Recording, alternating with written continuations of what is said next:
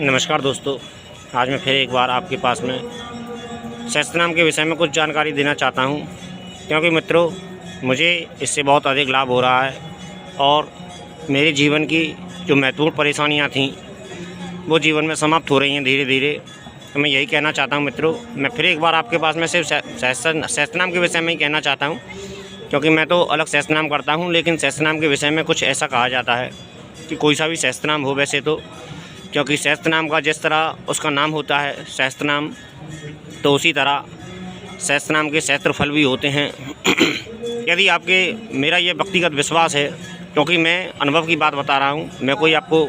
कल्पना की चीज़ें नहीं बता रहा हूँ, क्योंकि मैंने अपने जीवन में मैं यूज कर रहा हूँ, अर्थात सहस्त्रनाम का पाठ कर रहा हूँ, तो मुझे बहुत अधिक लाभ हो रहा है और जो मेरे जीवन की मुख्य परेशानियां थीं वो धीरे धीरे मेरी समाप्त हो रही हैं। और मैं जहां तक समझता हूं, जितनी मेरे पास में दूरदृष्टि है कि अब मैं उन्नति की ओर अग्रसर हो सकता हूं, क्योंकि यहाँ अभी तक जितनी भी मेरे जीवन की जो मुख्य समस्याएं थीं वो धीरे धीरे समाप्त हो रही हैं। और जब समस्याएं समाप्त होती हैं तो फिर उन्नति का शिखर ही बसता है और उन्नति का मार्ग ही बसता है। तो मित्रों, मैं यही कहना चाहता हूँ सहस्त्रनाम पाठ के विषय में कि जिस भी देव पर आपकी श्रद्धा हो और जिस पर भी आपकी कृपा हो, या फिर जिस भी देव को आप मानते हो, उसका सहस्त्रनाम पाठ आता है। और मैं इतना आपके लिए कह सकता हूँ कि मैं हिंदी अनुवाद का पाठ कर रहा हूँ, मैं संस्कृत में नहीं पढ़ता, क्योंकि संस्कृत मेरे लिए भी कठिन हो जाती है और पाठ थोड़ा लंबा हो जाता है, जो सहजता से हो नहीं पाता है। तो मैं यही कहूँगा मित्रों कि आप भी ऐसा ही करें, क्योंकि वो तो एक ही बात है, जिसके पास में वही संस्कृत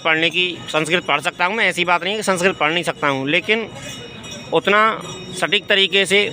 क्योंकि उसमें काफ़ी अनेक समस्या होती हैं, क्योंकि संस्कृत के एक तो मुख्य वक्ता होता है या फिर मुख्य संस्कृत का जो जानकार होता है, तो उसके लिए तो कोई परेशानी नहीं होती। इतना भी होता है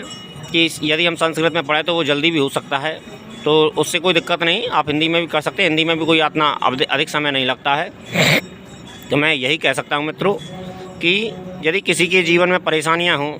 तो एक तो परेशानियों का समाप्त हो सकता है और उन्नति की ओर भी अग्रसर हो सकता है।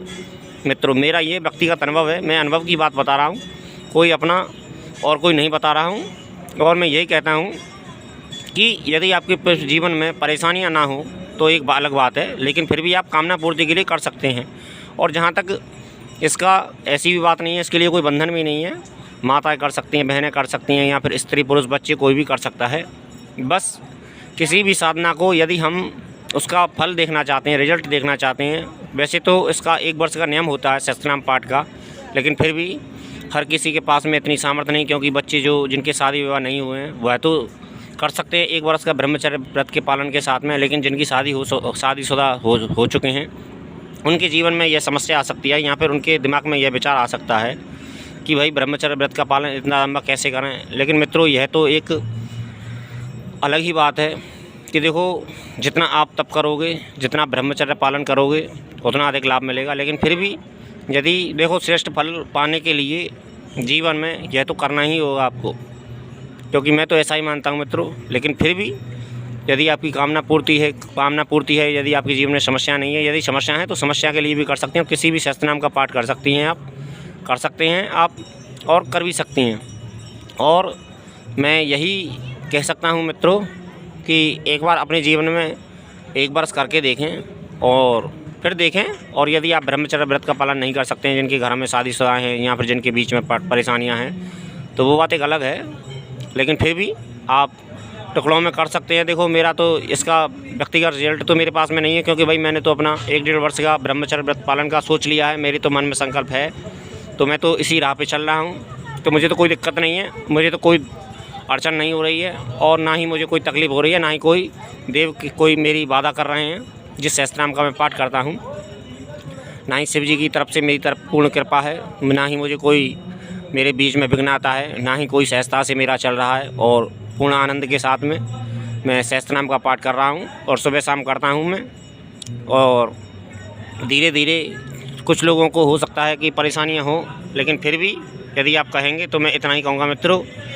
कि बस एक बार अपने जीवन में आजमा के देखें। सहस्त्रनाम पाठ अपने आप में बहुत श्रेष्ठ पाठ है। और धन्यवाद मित्रों।